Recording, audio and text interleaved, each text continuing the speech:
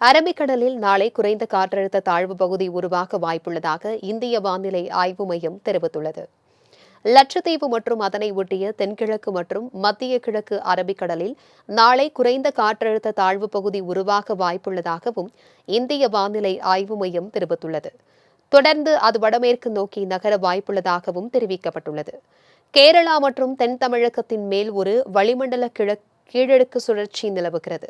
இதன் காரணமாக நெல்லை, கோவை, நீலகிரி, திருப்பூர், தேனி, திண்டுக்கல், தென்காசி, ஈரோடு, விருதுநகர், கன்னியாகுமரி ஆகிய 10 மாவட்டங்களில் இன்று கனமழை பெய்ய வாய்ப்புள்ளதாக சென்னை வானிலை ஆய்வு மையம் தெரிவித்துள்ளது.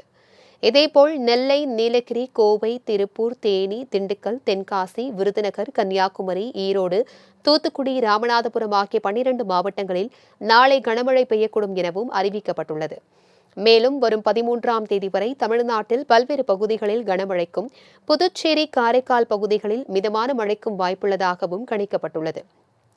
மன்னார் வளைகுடா, தென் தமிழக மற்றும் வட தமிழக கடலோர பகுதிகளில் பலத்த காற்று வீசும் என்பதால் 10ஆம் தேதி வரை மீனவர்கள் இப்பகுதிகளுக்கு மீன்பிடிக்க செல்ல வேண்டாம் எனவும் அறிவுறுத்தப்பட்டுள்ளது.